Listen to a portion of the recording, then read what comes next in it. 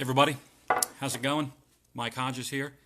For those of you that aren't Capitals fans, I get it. If you don't like hockey, I get it. I'm going to give you a little bit of backstory here. If otherwise it won't make sense. Trust me, I promise there is a life lesson and a business lesson here. And plus, after 44 years, us long-suffering Capitals fans, we get to brag a little bit. We won the Stanley Cup. We're going to take advantage of that and enjoy ourselves. They won the Stanley Cup this year, but for almost their entire existence, they were one of the most frustrating and exasperating sports franchises in history because they were chronic underachievers. They were chronic underachievers. For years, they had a history not just of being bad in the playoffs, being tragically bad. They had an infamous history of putting together some of the best teams in hockey during the regular season and then getting bounced out of the first round of the playoffs. In the Stanley Cup playoffs, there's 4 rounds. There's four best of 7 series that you have to win in order to win the Stanley Cup.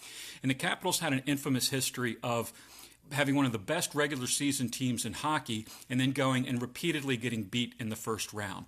Occasionally they'd make it to the second round and they'd get beat there, oftentimes in just spectacular, heartbreaking fashion. So it was obviously a big joy for us as Capitals fans for them to win it this year. But I wanted to talk to you about talent. And one of the things I noticed in this year's run, the Capitals team this year did not have as much talent as they had in years past. Even last year, they had a lot of good players last year. I think they finished with either the first or one of the top records in the regular season. And of course, they got bounced out of the playoffs early again. And they lost a lot of those players. So going into the playoffs this year, people were saying, well, the Capitals don't have as much talent. The Capitals don't have as much talent as last year's team. They don't have as much talent as their opponents. I know that they were considered underdogs in their last 2 series against Tampa Bay and Las Vegas. They might have even been underdogs against the Pittsburgh Penguins in the second round. But people seem to be surprised throughout this. The Capitals just don't have that much talent. They're not as talented as the other team. They're not as talented as they were last year. And yet they kept winning. And after it was done, after they won the Stanley Cup, I was watching the announcers afterwards, and they were doing their commentary there at the arena, and they kept saying, well, good for the Capitals, that's great, but, they really didn't have as much talent as they did last year, this other team. And I'm thinking, I said to one of my friends, we need to redefine how we define talent. We need to start talking about talent in a different way. And it was really remarkable because the Caps teams in the past would find a way to lose, despite all their talent, despite all their skills. They would find a way to lose in the playoffs, as I said, oftentimes in the most heartbreaking fashion. This team this year was the exact opposite. Yes, they made some mistakes. There were games in which they played terribly and lost, and some of their players made some really poor decisions and really cost them a lot. The thing that's interesting about that, though, is that's true of any hockey team. That's true of all the other teams in the playoff as well. What the Capitals also did in addition to that was they played brilliantly throughout the playoffs. Their offense was fantastic. Their power play was great. They played really, really good defense. They had some great goaltending. They had a couple of shutouts in huge games. They were very physical and aggressive. They would go out and kind of bully and intimidate the other team, set the tone that we're in charge, we're the better team. They'd hit guys and establish the relationship early. They came from behind on a number of occasions. They came from behind in games when they had their backs up against the wall and they had to win, and they were behind. They came from behind to win those games on several occasions. They were also the first Stanley Cup team in a number of years. They actually came behind series in each of their 4 series. At one point in each of the 4 series they won against Columbus, Pittsburgh, Tampa Bay, and Las Vegas, they were behind in that series at one point, and yet they came back. They found a way to win. They did everything the old Capitals teams wouldn't do. They played with passion and grit and mental and emotional and physical toughness. They played with tenacity. They never lost hope. They never got down on each other. They lifted each other up, celebrated each other's wins. They would not be denied. They were the stereotypical team of destiny. And it was just the absolute opposite of everything they had ever done.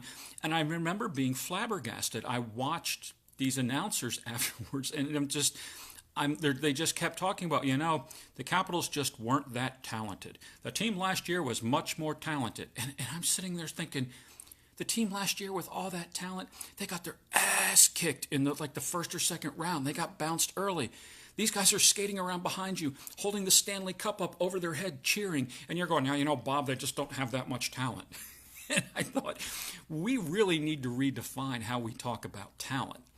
And that's, they get paid an awful lot of money to win big hockey games that matter. They don't get paid a lot of money to live up to the expectations of experts and gurus who decide whether or not they're playing as well as they should be, given the amount of talent that these folks say they have on paper. And I bring this up today. This is kind of the life lesson part that you can learn in your business and in your life.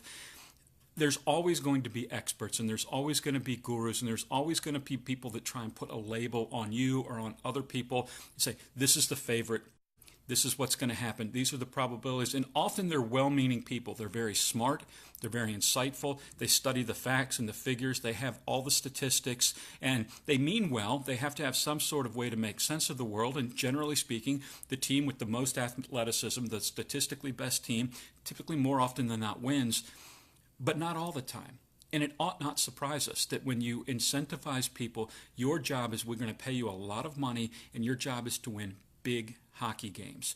And when you win 16 of those big hockey games, we're going to give you the Stanley Cup trophy, which is what the Capitals did. And they weren't worried about trying to live up to the expectations of the experts and the gurus. And you'll see this in your life as well. You'll see somebody who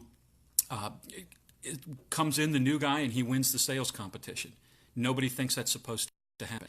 You could see the guy you went to high school with that was an alcoholic, or wound up doing some jail time and managed to go out and successfully start their own business. There's all kinds of things like this in life. You probably have had some people try and put you in a box, tell you that based on your grades or your history or where you went to school, they didn't really expect a whole lot out of you. Guys, it's nonsense. That's not what, quote unquote, what you get paid money to do. You get paid money to do the thing that you do, whether that's sell, service customers, practice medicine, practice law, whatever it is that you do, that's what you get paid to do, not to live up to the expectations of other people. Remember that, because I was just flabbergasted to see how people could not get over the fact that, well, they're not that talented. How could they win the Stanley Cup? Well, they won the Stanley Cup because that's what they were paid to do. That's ultimately what it's about in your life and in your career in particular. I'll close with telling you one last story. I remember one time talking to a physician that I was seeing. He was a dermatologist, and we were talking about grades. I was in college, and he was talking about his college experience, and he said, do you know who was more likely to become a doctor?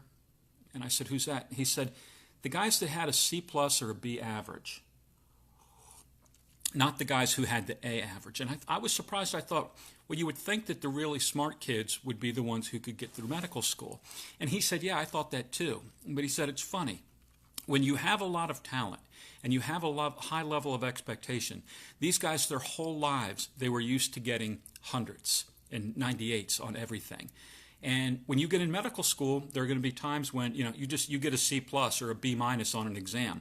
They give you so much information. There's so much that they give you. They give it to you so quick, and then they move on to something else.